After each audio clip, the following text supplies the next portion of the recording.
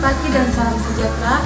Perkenalkan, nama saya Katarina Detria dari Prodi NSB tingkat 1 dengan NIM 03202103. Di sini saya akan menemui ilmu biomedi dasar dengan dosen pengampu Ibu Maria Pujiastuti.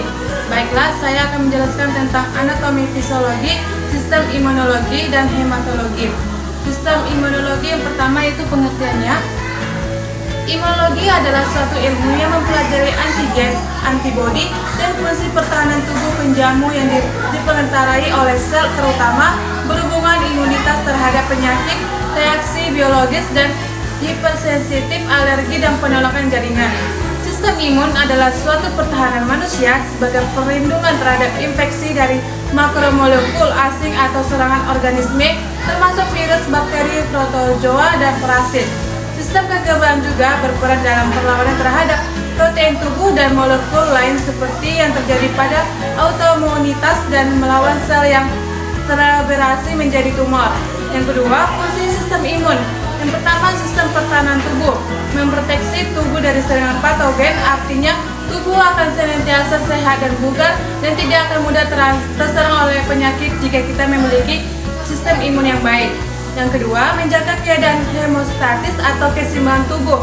Sistem imun berguna untuk menjaga kita berada dalam homeostatis atau saat kondisi optimal dan seimbang dari internal, fisik, dan kimiawi yang ada dalam sistem tubuh, hingga kebutuhan tubuh dapat terpenuhi secara maksimal. Yang ketiga, memperbaiki jaringan tubuh rusak. Fungsi sistem imunitas tubuh lainnya adalah memperbaiki jaringan-jaringan dalam tubuh yang mengalami kerusakan, di mana sistem imun ini berperan penting dalam membuang sel-sel mati dan dirasa tidak normal dan berpotensi membahayakan tubuh. Selanjutnya dapat kita lihat pada bawah. Ini adalah sistem imun pada gambar ini, di mana sistem imun ini dibagi atas. Yang pertama, sistem tulang. Dapat lihat pada gambar. Semua sel sistem kekebalan tubuh berasal dari sel-sel induk dalam sumsum tulang.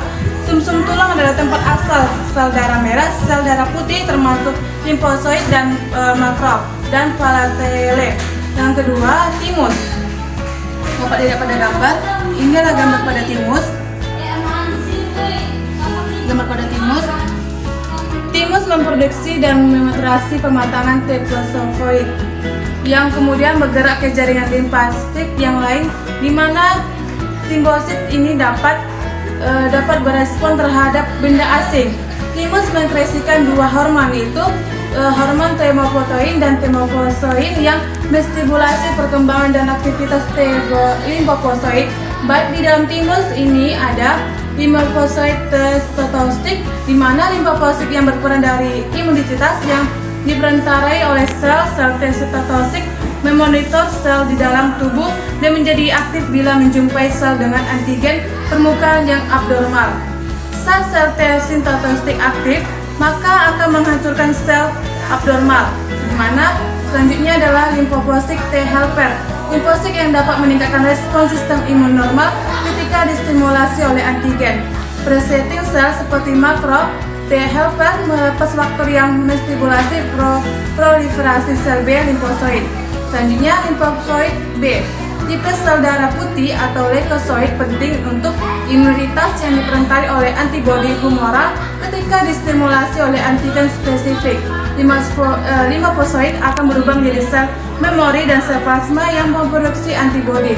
Selanjutnya, sel plasma, yaitu kelompok limfosit dari sel B yang tersimulasi. Plasma sel berbeda dari limfosit lain, memiliki retikulum endoplasmik kasar dalam jumlah yang banyak, aktif memproduksi antibodi. Selanjutnya, getah bening. Ini adalah gambar dari getah bening.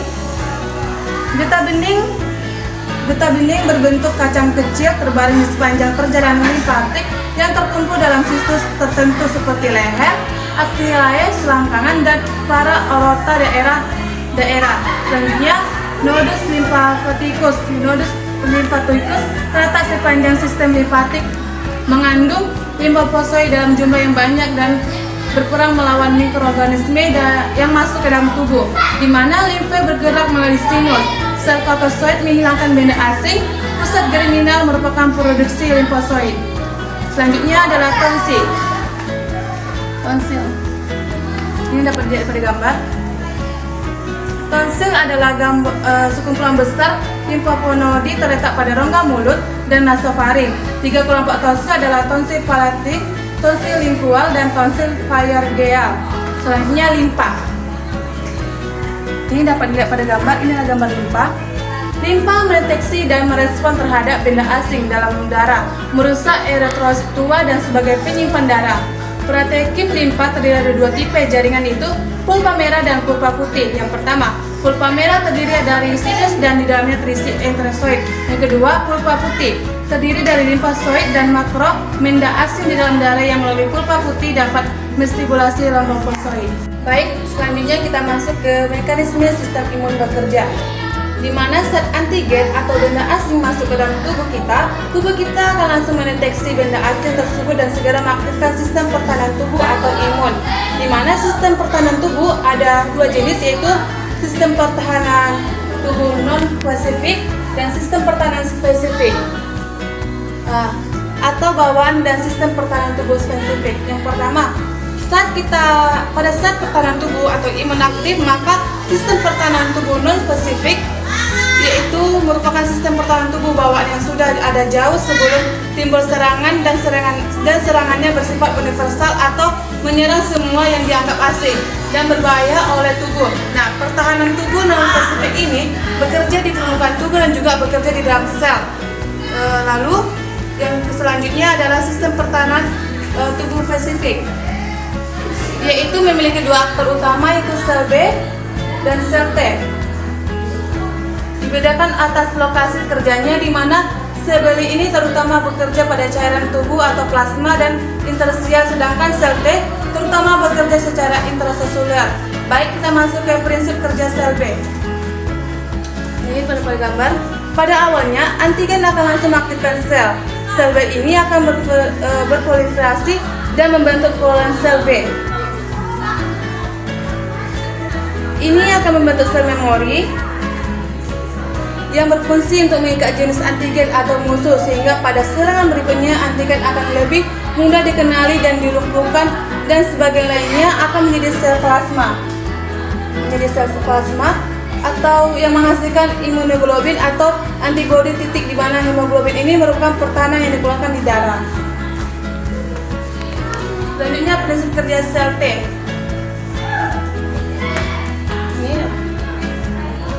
Prinsip kerja sel T di titik di mana pada awalnya antigen akan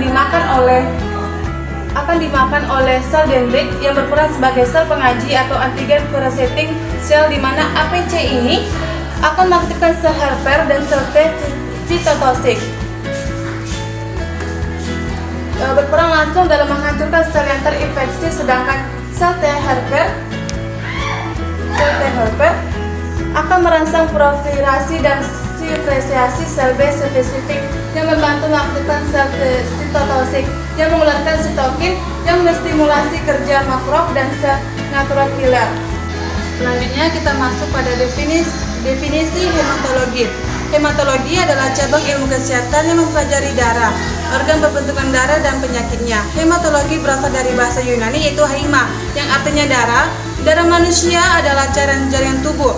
Fungsi utamanya adalah mengangkut oksigen yang diperlukan oleh sel-sel di seluruh tubuh. Darah juga menyuplai tubuh dengan nutrisi, mengangkut zat sisa metabolisme dan mengandung berbagai bahan penyusun sistem imun yang bertujuan mempertahankan tubuh dari berbagai penyakit. Hormon-hormon dari sistem endokrin juga diedarkan melalui darah. Hematopoiesis adalah proses pembentukan darah dan sistem imun, menghasilkan semua sel darah tubuh, termasuk sel darah, untuk mempertahankan imunologis. Terjadi di sumsum tulang, di mana sel batang multipotensial memunculkan 5 jenis sel yang berbeda yang dikenal sebagai sel batang unipotensial. Nah, selanjutnya kita masuk pada tinjauan fisiologi sistem hematologi, tersusun atas darah, tempat darah diproduksi termasuk sumsum tulang dan nodus limfa. Darah adalah organ khusus yang berbeda dengan organ lain karena berbentuk cairan. Cairan darah tersusun atas komponen sel yang tersuspensi dalam plasma darah. Sel darah terbagi menjadi eritrosit, sel darah merah, normalnya 5.000 per milimeter kubik darah, dan leukosit, sel darah putih, normalnya 5.000 sampai 10.000 per milimeter kubik darah. Terdapat sekitar 500 sampai 1000 eritrosit tiap satu leukosit.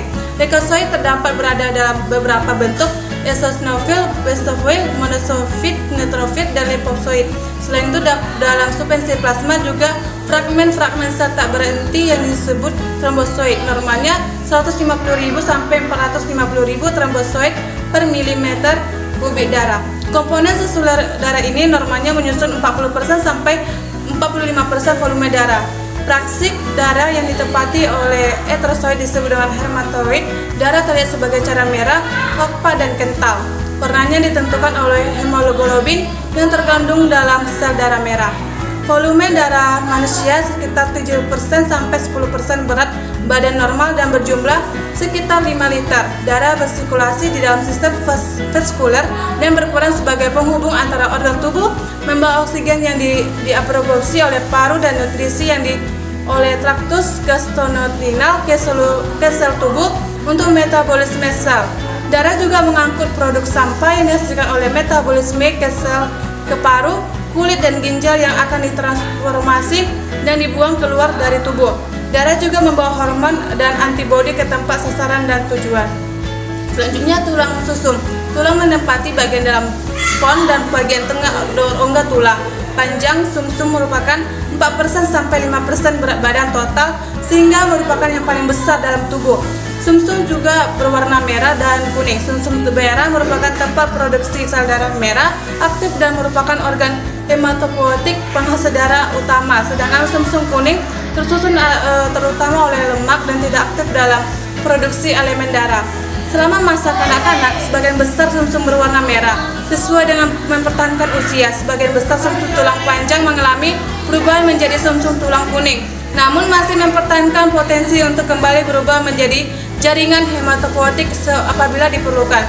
Sumsum darah merah pada orang dewasa terbatas, terutama pada rusuk, kolumna vertebralis, dan tulang fibula lainnya.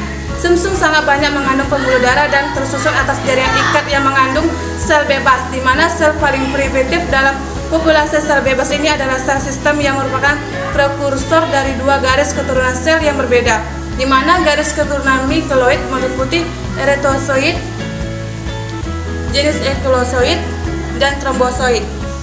Baik, yang pertama kita masuk eritrosit. Sel darah merah normal berbentuk cakram bikonkav, konfigurasi mirip dengan bola lunak yang dipijat antara dua jari. Volume sel darah merah ini sekitar 90 meter kubik, di mana membran sel darah merah sangat tipis seperti karbon dioksida dengan mudah berdifusi melaluinya. Produksi eritrosit atau interpososis muncul dari sel sistem primitif dalam sumsum tulang, di mana adalah sel berinti yang dalam proses pematangan di sumsum tulang akan menimbulkan hemoglobin dan secara bertahap kehilangan intinya, di mana pada tahap ini sel ini dikenal sebagai retikulosit. Pematangan lebih lanjut menjadi eritrosit disertai dengan menghilangnya material berwarna gelap dan sedikit penyusutan ukuran, yang dimana eritrosit matang kemudian dilepaskan dalam sirkulasi untuk memproduksi eritrosit. Sumsum tulang memerlukan besi, vitamin B12, asam folat, beridosin, vitamin B6, dan faktor lainnya, di mana defisiensi faktor-faktor tersebut selama eritropoiesis mengakibatkan penurunan produksi sel darah merah dan anemia. Yang kedua, leukosit. Leukosit dalam dua kategori, yaitu granulosit dan sel mononuklear atau agranulosit. Dalam darah normal, jumlah total leukosit adalah 5.000 sampai 10.000 sel per milimeter kubik, sekitar 60% diantaranya adalah granulosit dan 40% sel mononuklear, di mana leukosit dengan mudah dapat dibedakan antara eritrosit dengan adanya inti ukurannya yang besar dan perbedaan kemampuan mengikat warna. Leukosit monoklear atau limfosit dan monosit adalah sel darah putih dengan inti satu lobus dan sitoplasmanya bebas granulat dalam orang dewasa. Normal limfosit berjumlah sekitar 30% dan monosit sekitar 5% dalam total leukosit. Fungsinya adalah melindungi tubuh terhadap invasi bakteri atau benda asing lainnya. Fungsi utamanya memakan benda asing atau fagositosis.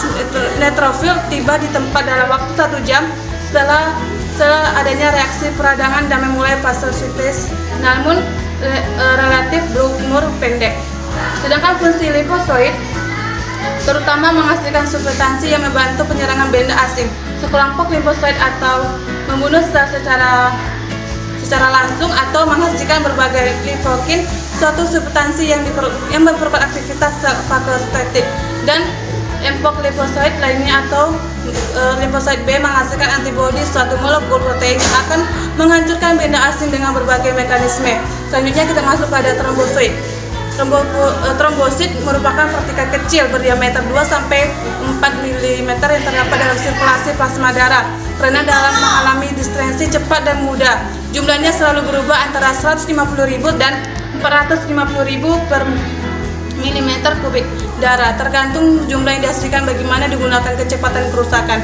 Dibentuk oleh sel raksasa sumsum tulang yang disebut dengan megaproteoid. Produksi trombosit diatur oleh tromboprotein. Trombosit ini berperan penting dalam mengontrol pendarahan. Substansi lain dilepaskan dari trombosit untuk mengaktifasi faktor pembekuan dalam plasma darah, yaitu pembekuan darah adalah proses di mana komponen cairan darah ditransformasi menjadi material semi-soloid yang dinamakan bekuan darah, di mana bekuan darah tersusun terutama oleh sel-sel darah yang terperangkap dalam jaringan fibrin, di mana fibrin ini dibentuk oleh protein dengan plasma melalui ukuran reaksi yang kompleks. Adapun berbagai faktor yang terlibat dalam tahap reaksi pembentukan fibrin, yaitu faktor pembekuan darah dan jalur intrinsik dan intrinsik yang pembentukan darah ini diperhatikan secara dikrematis.